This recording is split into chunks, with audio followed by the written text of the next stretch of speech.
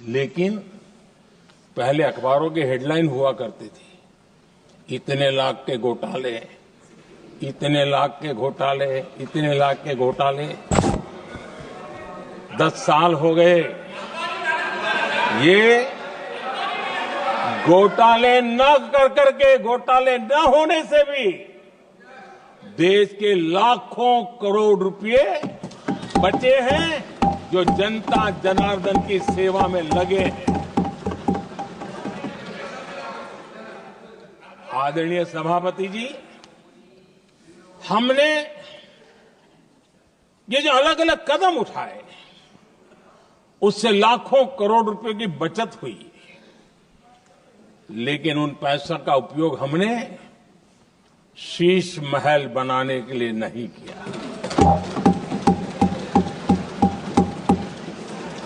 इसका उपयोग हमने देश बनाने के लिए किया है।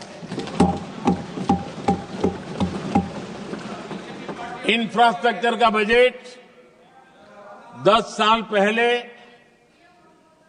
1,80,000 करोड़ था, हमारे आने से पहले। आदरणीय सभापति जी, आज 11 लाख करोड़ रुपया इंफ्रास्ट्रक्चर का बजट है। और इसलिए राष्ट्रपति जी ने भारत की नींव कैसी मजबूत हो रही है, इसका वर्णन इसमें किया है। रोड हो, हाईवे हो, रेलवे हो, ग्राम सड़क हो, इन सभी कामों के लिए विकास की एक मजबूत नींव रखी गई है। आदरणीय सभापति जी, सरकारी खजाने में बचत हुई वो तो एक बात है, और वो करना भी चाहिए, जैसा मैंने ट्रस्टीशिप की बात कही। लेकिन हमने इस बात पर भी ध्यान रखा है कि जन सामान्य के उनको भी बचत का लाभ मिलना चाहिए। योजनाएं ऐसी हो ताकि जनता को भी बचत हो। और आपने देखा होगा, आयुष्मान भारत योजना बीमारी के कारण सामान्य मानवी को जो खर्च होता था, अब तक जिन लोगों ने इसका बेनिफिट लिया है, उसी के हिसाब से मैं कहता हूं कि करीब करीब देशवासियों का आयुष्मान योजना का बेनिफिट लेते के कारण जो खर्चा उनको अपने जेब से करना पड़ता, वैसे 1,20,000 करोड़ रुपया जनता जनार्दन के बचे हैं।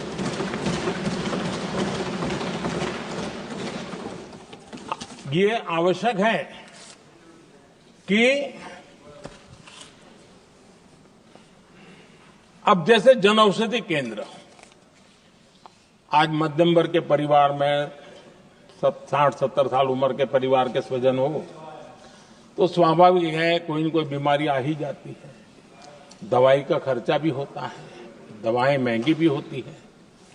हमने जब से जन औषधि केंद्र खोले हैं, जिसमें 80% डिस्काउंट होता है, और उसके कारण जिन परिवारों ने इन जन औषधि केंद्रों से दवाइयां ली हैं, उनके करीब करीब 30,000 करोड़ रुपए दवाई को खर्चा बचा।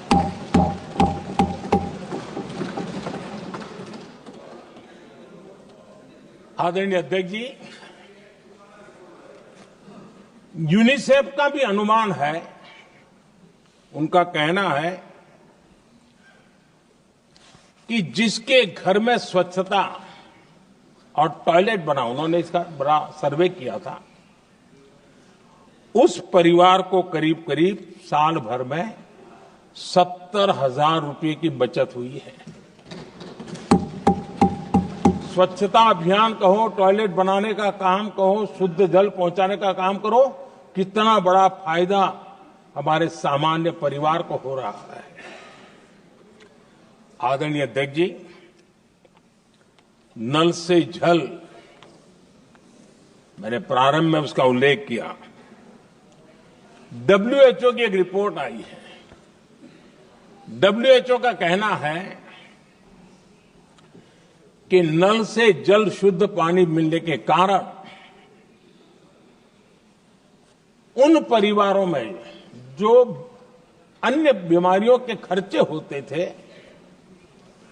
औसत 40,000 रुपया परिवार का बचा है।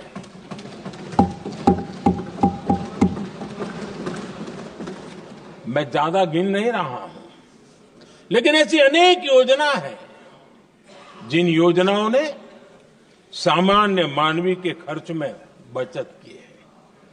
आदरणीय सभापति जी, करोड़ों देशवासियों को मुफ्त अनाज, उसके भी उस परिवार के हजारों रुपये बचते हैं। पीएम सूर्यघर मुफ्त बिजली योजना, जहां जहां ये योजना लागू हुई, इन परिवारों को औसतन साल भर के 25 से 30 हजार रुपये बिजली की बचत हो, पैसों में बचत हो रही है, खर्च में बचत हो रही है। और अगर ज्यादा बिजली है तो बेच करके कमाई कर रहा है वो अलग, यानी सामान्य मानवीय की बचत भी। हमने एलईडी बल्ब का एक अभियान चलाया था। आपको मालूम है कि हमारे आने से पहले एलईडी बल्ब 400 रुपये में बिकते थे। हमने इतना अभियान चलाया, उसकी कीमत 40 रुपया हो गई। और एलईडी बल्ब के कारण बिजली की भी बचत हुई और उजाला भी ज्यादा मिला, और उसमें देशवासियों के करीब 20,000 करोड़ रुपए बचे हैं। आदरणीय सभापति जी, जिन किसानों ने सॉइल हेल्थ कार्ड का वैज्ञानिक तरीके से उपयोग किया है, उनको बहुत फायदा हुआ है। और ऐसे किसानों को प्रति एकड़ 30,000 रुपये की बचत हुई है। आदरणीय अध्यक्ष जी, बीते 10 साल में इनकम टैक्स को कम करके भी हमने मिडिल क्लास की बचत को बढ़ाने का काम किया है। आदरणीय अध्यक्ष जी, 2014 के पहले ऐसे बम गोले फेंके गए, बंदूक की ऐसी गोलियां चलाई गई कि देशवासियों का जीवन छलनी कर दिया गया था। हमने धीरे धीरे उन घावों को भरते भरते आगे बढ़े। 2 लाख करोड़ रुपया, 2 लाख रुपया 2013-14 में 2 लाख रुपये, सिर्फ 2 लाख रुपये उस पर इनकम टैक्स माफी थी। और आज 12 लाख रुपये संपूर्ण रूप से इनकम टैक्स से मुक्ति। और हमने बीच के कालखंड में भी, 14 में भी, 17 में भी, 19 में भी, 23 में भी हम लगातार ये करते आए, घाव भरते गए। और आज बैंडेज बाकी था, वो भी कर लिया। स्टैंडर्ड डिडक्शन, उसके अगर 75,000 जोड़ दें तो 1 अप्रैल के बाद देश में जो सैलरीड क्लास हैं उनके 13.25 लाख रुपए पर तक कोई इनकम टैक्स नहीं देना पड़ेगा।